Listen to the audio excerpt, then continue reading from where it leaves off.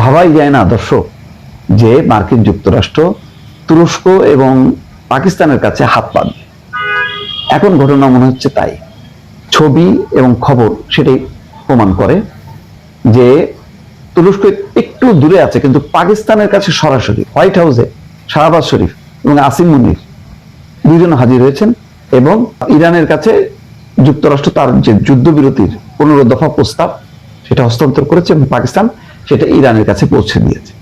এমনকি এখন মার্কিন পররাষ্ট্রমন্ত্রী সহ অন্যান্য কর্মকর্তারা এখন সুটকেস গোছাচ্ছেন পাকিস্তানে যাওয়ার জন্য, পাকিস্তানে যে আলোচনা করবে ইরানের কর্মকর্তাদের সঙ্গে।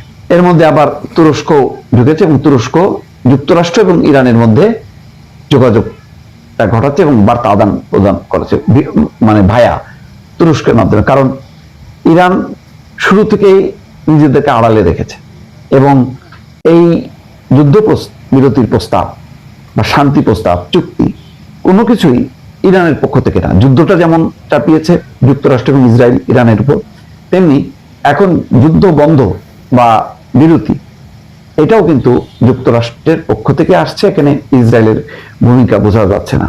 এই ক্ষেত্রে যে খবর আসছে, যে ছবি দেখা যাচ্ছে, হোয়াইট হাউসে প্রেসিডেন্ট ডোনাল্ড ট্রাম্প এবং শাহবাজ শরীফের সঙ্গে আসিম মুনির সেনাপ্রধান যুক্তরাষ্ট্রের দেওয়া যুদ্ধবিরতির একটি প্রস্তাব ইরানের কাছে পৌঁছে দিয়েছে পাকিস্তান। ইসলামাবাদের জ্যেষ্ঠ সূত্রগুলো আল জাজিরাকে বিষয়টি নিশ্চিত করেছে। আল জাজিরার প্রতিবেদক ওসামা বিন জাভাইদ বলেন, আমরা এখন নিশ্চিত করতে পারি যে ট্রাম্প প্রশাসনের পক্ষ থেকে পাকিস্তানকে দেওয়া একটি নথি তারা ইরানিদের কাছে উপস্থাপন করছে বলে পাকিস্তানের জ্যেষ্ঠ সূত্রগুলো আল জাজিরাকে জানিয়েছে। এখন তারা এর জবাবের অপেক্ষায় আছে। এছাড়া আগামী কয়েকদিনের মধ্যে ইসলামাবাদে যুক্তরাষ্ট্র এবং ইরানের কর্মকর্তাদের মধ্যে একটা বৈঠকও অনুষ্ঠিত হতে পারে। উল্লেখ্য, যুক্তরাষ্ট্রের প্রেসিডেন্ট ডোনাল্ড ট্রাম্প যুদ্ধ বন্ধে ইরানের সঙ্গে আলোচনা চলছে বলে দাবি করে আসছেন, তবে ইরান বলছে এখন পর্যন্ত এই ধরনের কোনো আলোচনা হয়নি। যুক্তরাষ্ট্র এবং ইরানের মধ্যে বার্তা আদান প্রদান করছে তুরস্ক।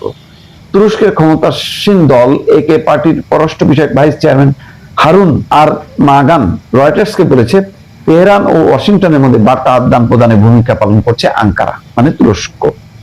হারুন বলেন, এই বার্তাগুলোর মূল লক্ষ্য হলো দুই দেশের মধ্যকার উত্তেজনা কমানো এবং সরাসরি আলোচনার পথ প্রশস্ত করা।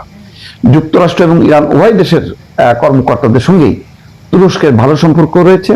এই অবস্থানকে কাজে লাগিয়ে তুরস্ক আরো কয়েকটি দেশের সঙ্গে মিলে একটি সম্ভাব্য মধ্যস্থতাকারী হিসেবে নিজেকে তুলে ধরার চেষ্টা করছে। এখানে খেয়াল করেন যে সবসময় কিন্তু এই ধরেন গাজা যে হামাসের সাথে ইসরায়েলের সংঘাত বা মধ্যপ্রাচ্যের অন্যান্য যে কোনো সংঘাতে মুখ্য ভূমিকা পালন করতে কিন্তু কাতার, তারপরে সংযুক্ত আরব আমিরাত, সৌদি আরব, ওমান, জর্ডান। এবার কিন্তু মধ্যপ্রাচ্যের এই দেশগুলো নেই। কেন নেই? ইতিমধ্যে এই দেশগুলোতে হামলা করেছে ইরান।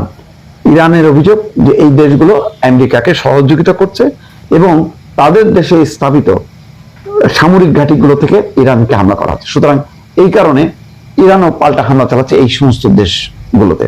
ফলে যেহেতু তারা হামলায় আক্রান্ত, এই দেশগুলো কিন্তু এবার মধ্যস্থতার মধ্যে নেই। তার বাইরে মুসলিম দেশগুলোর মধ্যে আছে তুরস্ক এবং পাকিস্তান, যার যে এই দুটি দেশের সঙ্গে ইরানের ঘনিষ্ঠ সম্পর্ক আছে, ভালো সম্পর্ক আছে। এই সম্পর্ককে এখন কাজে লাগাচ্ছে যুক্তরাষ্ট্র। সেই কারণে মধ্যপ্রাচ্যের আরব দেশগুলো কিন্তু এখন পেছনে চলে গেছে, সামনে চলে আসছে ইউরোপ এশিয়ার দেশ তুরস্ক এবং দক্ষিণ এশিয়ার দেশ পাকিস্তান। এটাও কিন্তু একটা নতুন, এবার যুদ্ধের নতুন একটি অধ্যায়, যে পাকিস্তান এবং তুরস্ক মুখ্য ভূমিকা একটা গুরুত্বপূর্ণ যুদ্ধ বন্ধের ব্যাপারে বা যুদ্ধবিরতির প্রস্তাব নিয়ে তারা দুই পক্ষের মধ্যে এখন আলোচনা করছে এবং মধ্যস্থতার চেষ্টা করছে। দর্শক।